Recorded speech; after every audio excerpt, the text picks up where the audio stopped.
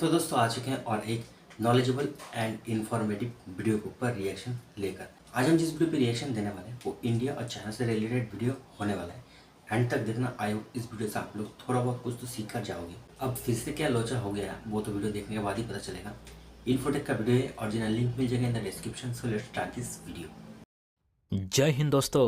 फिलहाल BRICS summit को लेकर पीएम मोदी और शी जिनपिंग की मुलाकात काफी चर्चा में है।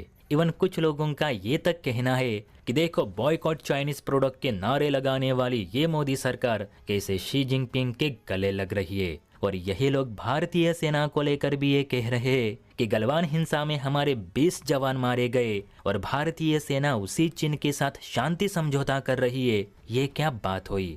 ऐसा नहीं होना चाहिए था। हमें चीन से दूरी बनाने की जरूरत है, ना कि उसके साथ नए रिश्ते स्थापित करने की।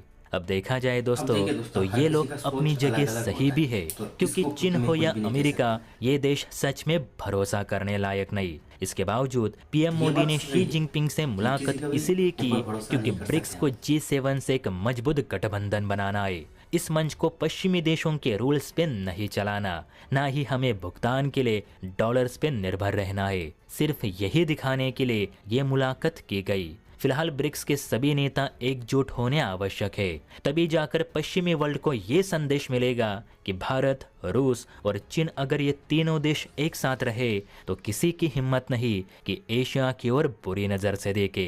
ब्रिक्स का गठन ही इसलिए किया गया ताकि G7 का घमंड उतारा जा सके।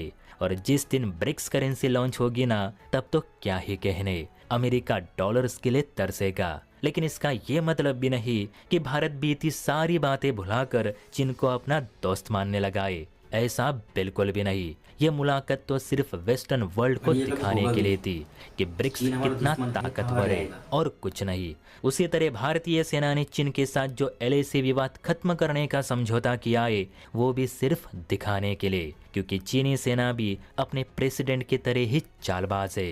अब मैं ऐसा इसलिए कह रहा हूँ क्योंकि भारतीय सेना प्रमुख ने ये स्टेटमेंट जारी की।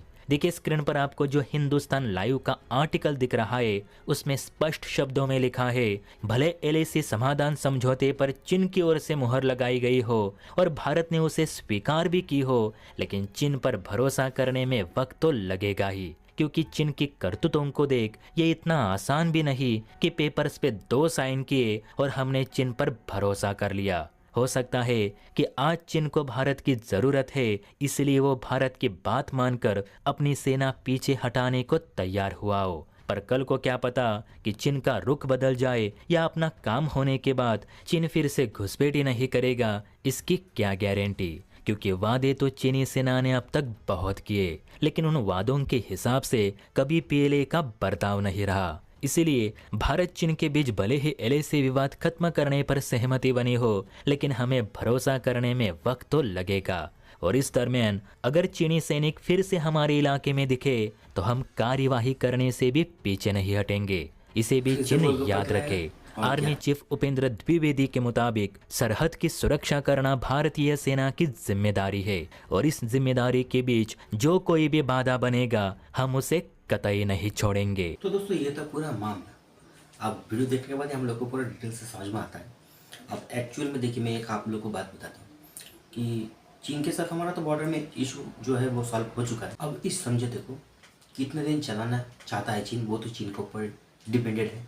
और वैसे दोस्तों चीन को हमारा इंडियन आर्मी, क्या हमारा देश का जितना भी नागरिक है, कोई भी उसके ऊपर भरोसा नहीं करता है। चीन अगर ये सोच कर बैठा है कि हमने तो इंडिया के साथ जो भी समझौता है उसको कर लिया है, अब हमारा भी सेना पीछे हट जाएगा और इंडिया का भी।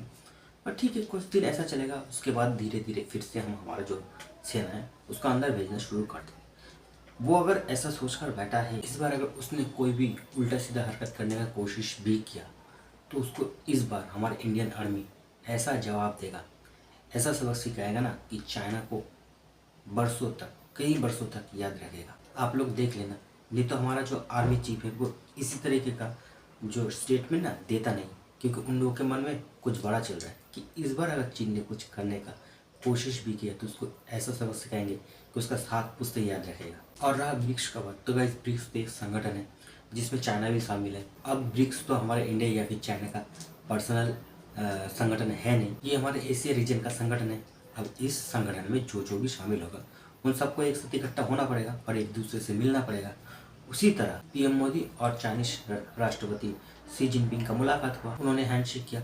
अब इसका मतलब ये नहीं है कि कुछ लोग कह रहे हैं कि मोदी चीटर गए, चाइना ने हमारा इतना नुकसान किया उसके बावजूद भी हम उसके साथ क्यों हाथ मिला रहे हैं, वगैरह वगैरह बहुत कुछ। ठीक है, अब उन लोगों से मैं एक बात बताना चाहता हूँ, देखिए अगर आप लोगों को जियो पॉलिटिक्स के बारे में कुछ भी पता नहीं है तो मैं आप लोगों से एक ही रिक्वेस्ट करना चाहता हूँ कि किसी भी टॉपिक के ऊपर ना आप लोग रिएक्शन ही मत दिया करो। पहले ना सोचो समझो, उसको डीपली एनालिसिस करो, उसके बाद कुछ कहा करो।